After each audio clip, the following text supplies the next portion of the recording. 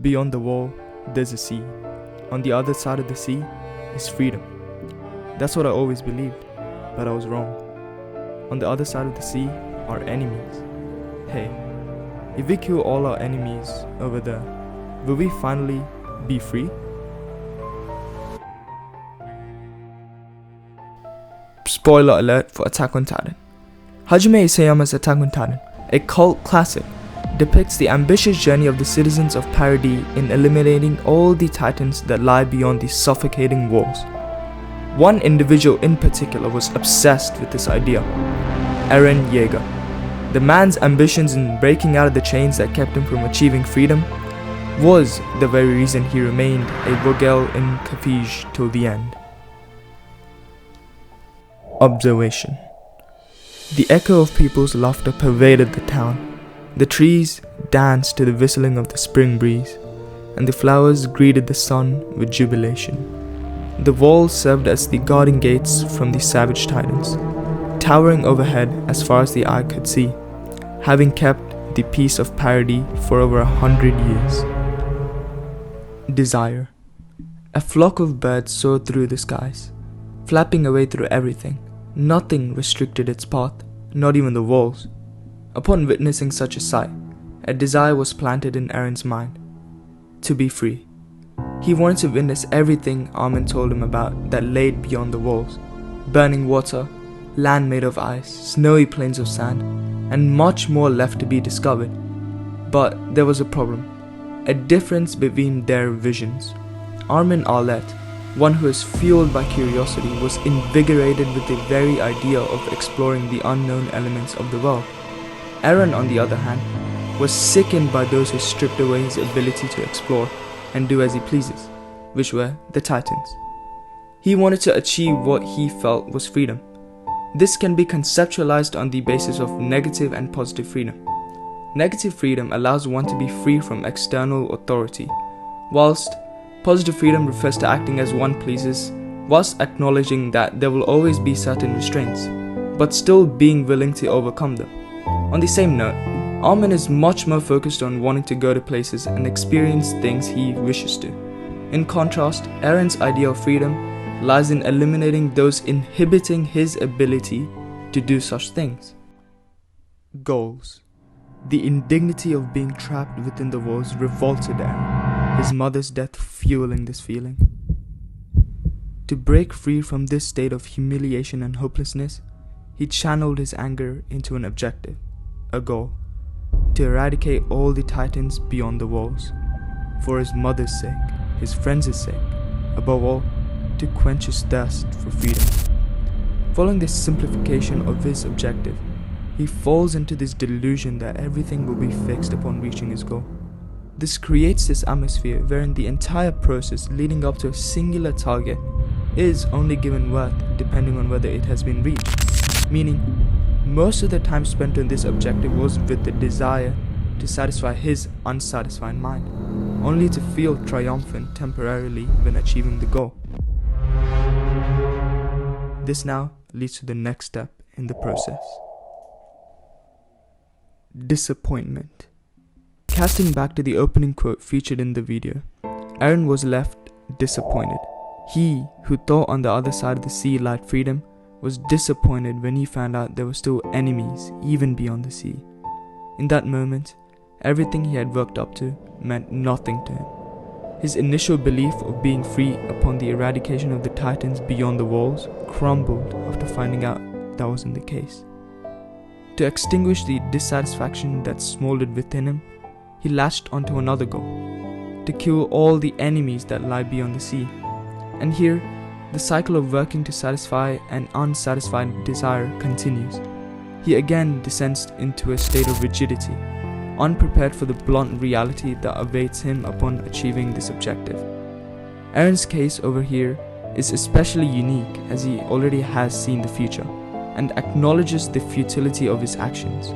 But still, deep down, he hopes that his course of action will guarantee the safety of those living in Paradis, and fools himself into believing only the rumbling can bring him true satisfaction, true freedom.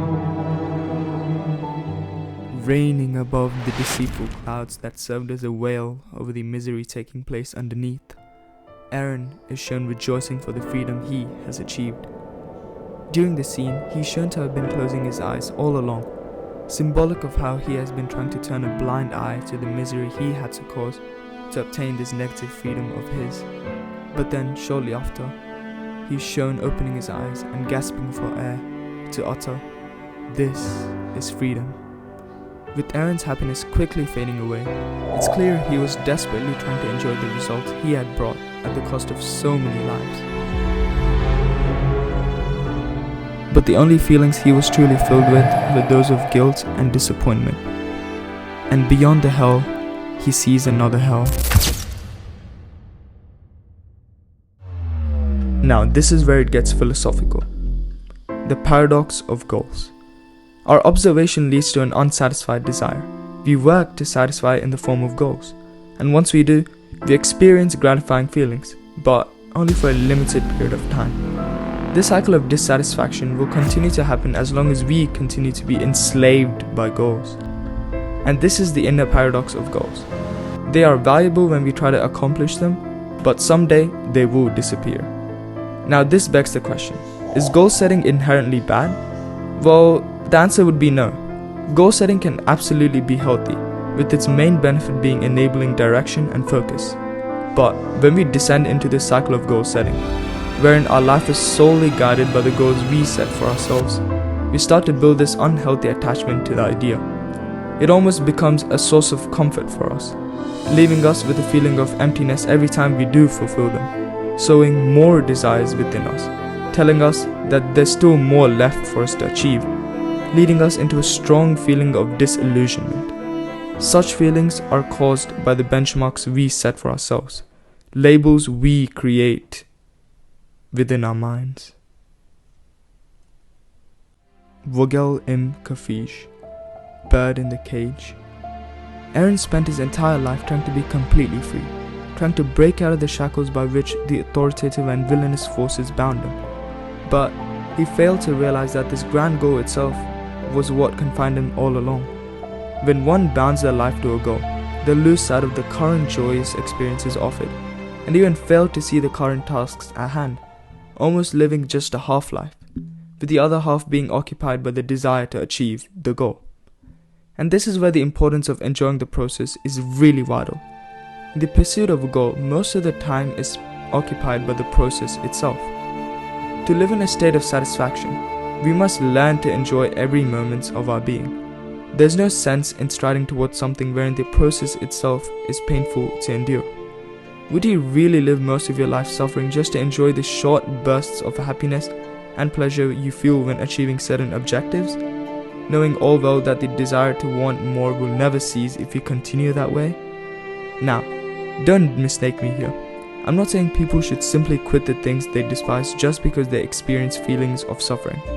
All I'm saying is that whatever we do, we must have a clear reason to do so, and we mustn't let that reason strip away the joy the process itself has to offer. This is one quote I really love on this matter, and that is, "Joy is a natural phenomenon. Misery is your creation." Learn to find the good in everything you do, so that you can make living a jubilant experience. Tracing back to the idea of positive freedom, you must acknowledge the fact that you have the ability to make any decisions. But you must also be willing to accept the reality that there will certainly be obstacles in your way. And because you have the freedom to make any choice, you also will have the capability to overcome such hindrances. And that's what makes you truly free. The willingness to adapt to any posed circumstance while still being in control of oneself. And finally, pour all your being into the present moment, living a full life instead of a half one, whilst spreading that exuberance of yours to those around you.